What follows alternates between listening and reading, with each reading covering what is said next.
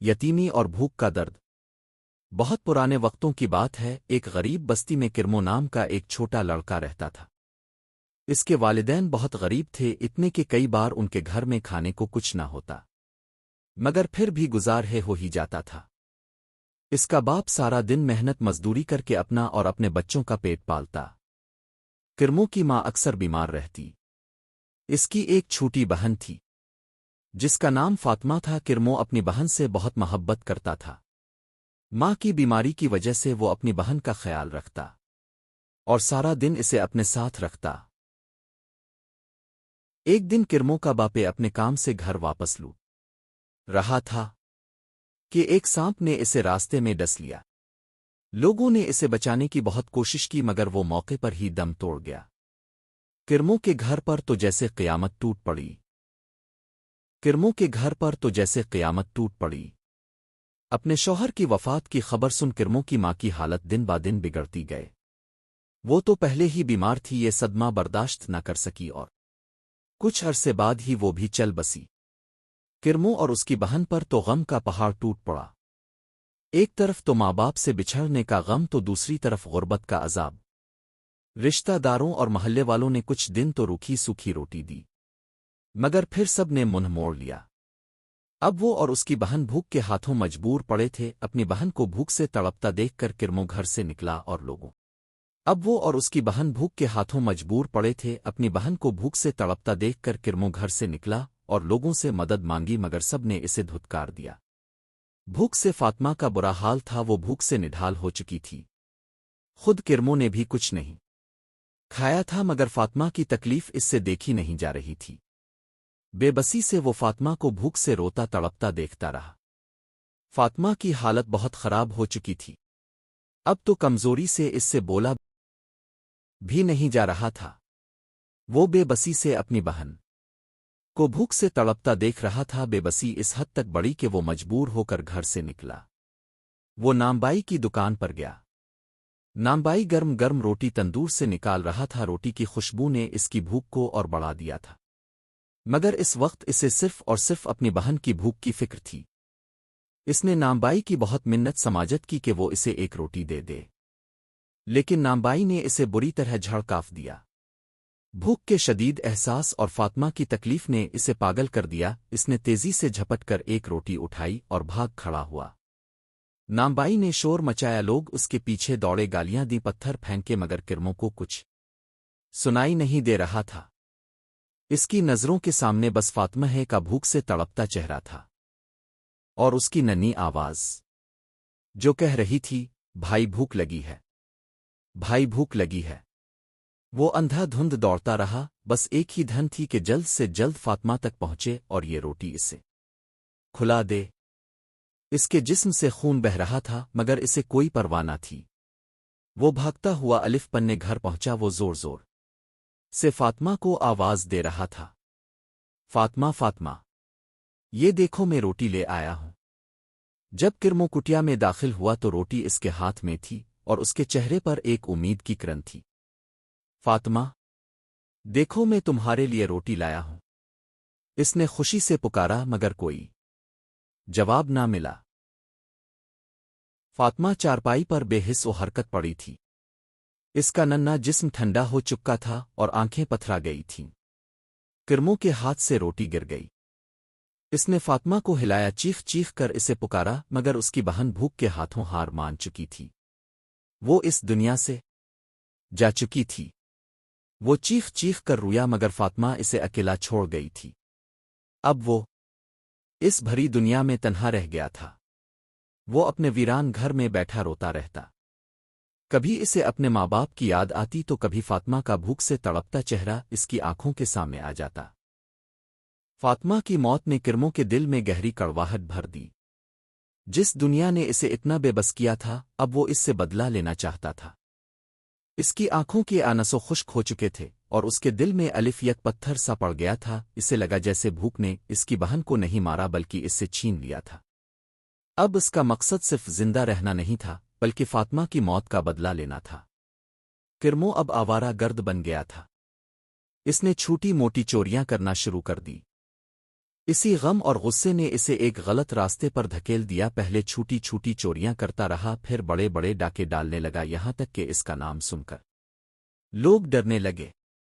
इसने फैसला कर लिया था कि अगर ये दुनिया इसे रोटी नहीं देगी तो वो अलिफ से छीन लेगा। वो एक पत्थर दिल चूर बन चुका था, जिसे न किसी का खौफ था और न किसी पर इसे रहम आता था।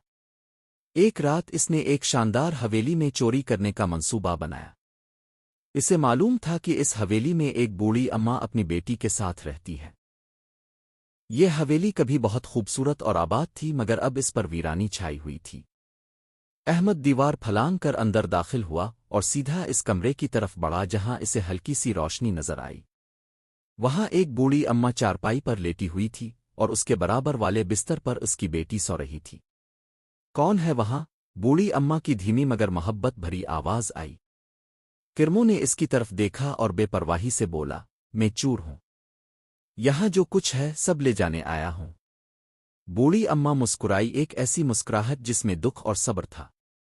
वो बोली, बेटा यहां अब कुछ नहीं बचा जो तुम ले जा सको।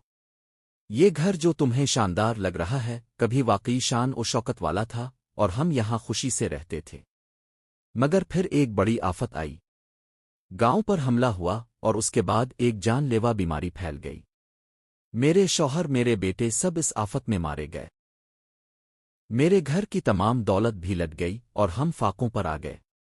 बूढ़ी अम्मा ने एक लंबी सांस ली और अपनी बेटी की तरफ इशारा करते हुए बोली, अब सिर्फ मैं और मेरी ये बेटी बाकी हैं जो किसी तरह जिंदा है। हमारे पास कोई माल और दौलत नहीं है। ये शानदार घर बस एक खाली ढांचा है, इसकी रौनक बहुत पहले मर चुकी है। हम सिर्फ अपनी यादों और अल्लाह के सहारे जिंदा हैं। इसने अपनी कलाई से एक पुरानी काली पड़ी हुई घड़ी उतारी और किरमों की तरफ बढ़ाते हुए बोली, मेरे पास ये एक पुरानी घड़ी के सिवा कुछ नहीं बचा, इसे ले जाओ और इसे बाजार में फरोख्त कर लो। बस मेरी तुमसे ये इल्तिजा है कि मेरी बेटी कईद नवनून से फाके से है, तुम बस मुझे थोड़ा सा खाना ला दो। किरमों को ये सब सुनकर बहुत हैरत हुई। इसने कभी किसी इतने खूबसूरत घर में इतनी बेचारगी और दुख नहीं देखा था। बूढ़ी अम्मा की बातों ने इसके दिल को छू लिया। इसे अपनी बहन की याद एक वो जोर जोर से रोने लगा। बूढ़ी अम्मा ने हैरान होकर इससे पूछा, बेटा तुम क्यों रो रहे हो? किरमों ने रू रू कर बूढ़ी अम्मा को अपनी पूरी कहानी सुनाई। यतीमी का दुख, फातिमा का भूख से मर जाना, रोटी छीनने की कोशिश और उसकी मौत, और फिर कैसे वो चूर बन गया। इसके आंसू बे-इख्तियार बह निकले जो बरसों से इसके दिल में छुपे थे। बूढ़ी अम्मा ने किरमों का हाथ प्यार से थामा और नरमी से बोली, बेटा मैं तुम्हारा दुख समझती हूं। भूख सबसे बड़ा दर्द है, लेकिन ये रास्ता तुम्हें मजीद बर्बाद कर देगा। तुमने जो खोया है वो तो वापस नहीं आएगा, मगर तुम अपनी बाकी जिंदगी को बदल सकते हो। अपने दुख को अपनी ताकत बनाओ, मेहनत और ईमानदारी से जियो। अल्लाह तुम्हें जरूर सीधा रास्ता दिखाएगा। किरमों ने वो घड़ी बूढ़ी अम्मा को वापस कर दी और बाजार से ढेर सारा खाना लेकर आया। अम्मा की बेटी के सर पर शफकत से हाथ फेरते हुए बोला, आज से आप मेरी माँ और ये मेरी बहन है। इस रात किरमों बूढ़ी अम्मा के घर से कुछ नहीं लेकर गया, मगर उसके दिल में बरसों से जिमी नफरत और कड़वाहट पिघलने लगी थी। इसे एक नई उम्मीद की किरण नजर आई। इसने चोरी करना छोड़ दी और इस बूढ़ी अम्मा की बातों पर अमल करते हुए नेक इंसान बनने का फैसला किया। बूढ़ी अम्मा ने किरमों की हालत देखकर और उसकी सच्ची कहानी सुनकर इसे अपना बेटा बना लिया। किरमों इस बूढ़ी अम्मा की खिदमत करने लगा और वो उनका सहारा बन गया। किरमों ने मेहनत से काम करना शुरू किया। वो खेतों में मजदूरी करता, बाजार में काम करता और जो भी काम मिलता वो ईमानदारी करता। इसकी मेहनत और ईमानदारी ने इसे जल्द ही गांव में इज्जत दिला दी। वो अब एक शरीफ और काबिल एतमाद नौजवान बन चुका था। बूढ़ी अम्मा उसके अखलाक और खिदमत से बहुत मुतासिर हुई। इसे किरमों में अपने खोए हुए बेटों की झलक नजर आने लगी। इसके दिल में किरमों के लिए मोहब्बत पैदा हो गई। एक दिन बूढ़ी अम्मा ने किरमों अपने पास बुलाया और बोली, किरमों तुमने मुझे और मेरी बेटी को इस वीरान घर में सहारा दिया है। तुमने अपने आप को एक नेक और ईमानदार इंसान साबित किया है।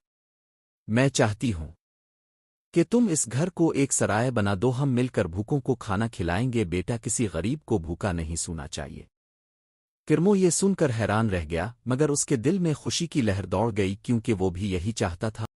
وہ خوب محنت سے کماتا اور سامان لے کر آتا، بوڑھی اماں اور الف سین کی بیٹی کھانا بناتی اور وہ غریبوں کو مفت کھانا کھلاتے۔ لوگ کرمو اور اماں کو خوب دعائیں دیتے۔ کرمو کا دل خوشی سے بھر جاتا۔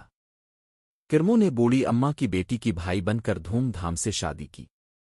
بوڑھی اماں نے کرمو کی ایک اچھی لڑکی سے شادی کر دی۔ کرمو بوڑھی اماں کا ماں کی طرح خیال رکھتا۔ کچھ عرصے بعد اللہ نے کرمو اس کی بیوی کو ایک خوبصورت بیٹی سے نوازا۔ کرمو نے اپنی بیٹی کا نام فاطمہ رکھا۔ جب بھی وہ اپنی بیٹی کو دیکھتا اسے اپنی چھوٹی بہن یاد آ جاتی، مگر اب یہ یاد درد کے بجائے ایک نئے مقصد کی علامت بن چکی تھی۔ کرمو اپنی بیٹی فاطمہ سے بے حد محبت کرتا تھا۔ کرمو اپنی بہن کی موت کا دکھ اور اپنی بھوک کا تجربہ کبھی نہیں بھلایا۔ کرمو نے زندگی بھر غریبوں اور ضرورت مندوں کی مدد کی۔ وہ اپنے کمائے ہوئے مال میں سے ہمیشہ بھوکوں کو کھانا کھلاتا۔ اس کا یہ نیک عمل اللہ تعالیٰ کی رضا اور خوشنودی کا باعث تھا۔ اگر آپ کو ہماری یہ کہانی پسند آئی ہے تو اسے دوسروں کو بھی سینڈ کریں اور ہمارے چینل کو سبسکرائب اور لائک کریں۔